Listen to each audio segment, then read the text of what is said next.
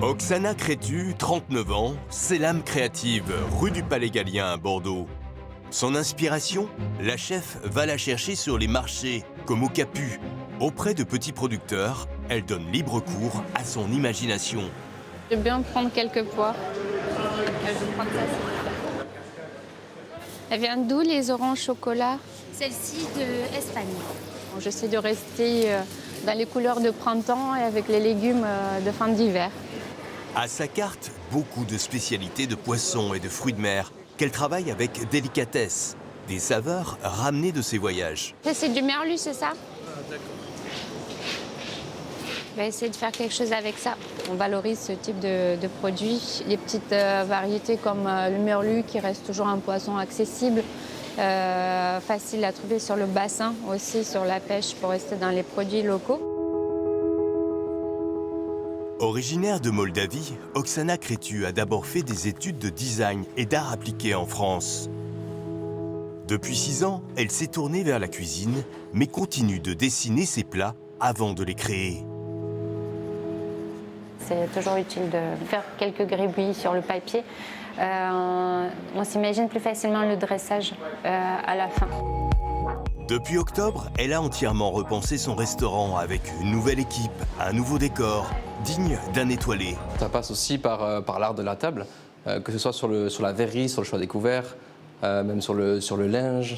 Enfin, tout est très important et on ne laisse aucun détail au hasard en tout cas. En cuisine avec son second, Antoine Velasco, elle explore de nouveaux plats, ici à base de dorade. On a fait jusqu'à présent que du poisson d'eau douce à la carte depuis plusieurs mois. Et donc là, on aimerait bien revenir sur le poisson de mer et on va tester avec la farce à base de Saint-Jacques et orange vanille. Et tandis que la cuisson suit son cours, l'explosion de goût et de couleurs se poursuit avec Thomas Guyot, son chef pâtissier qui met en valeur ses oranges du marché. C'est frais quand même. Du coup, avec les oranges chocolat, est-ce que tu veux faire une glace ou pour le dessert? Oui, je pense qu'on va utiliser les zestes. On va quand même rester sur de la fraîcheur parce qu'on est autour de l'agrume, on est en plein dans la saison. On va y associer la gourmandise du rooibos et de la vanille.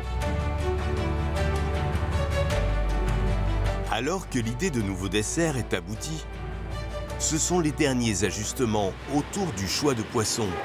On coupe des petits tronçons et on le fait quand même.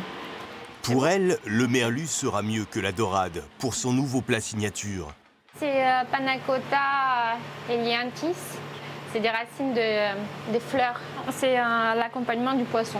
Chaque fois qu'on fait des essais, où on s'améliore, on trouve des goûts qui nous plaisent, qui nous correspondent.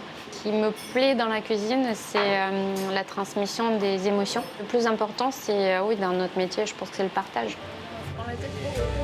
À coup sûr, ces assiettes sont un partage de couleurs et de sensations gustatives autour des produits qu'Oksana Crétu cherche à sublimer.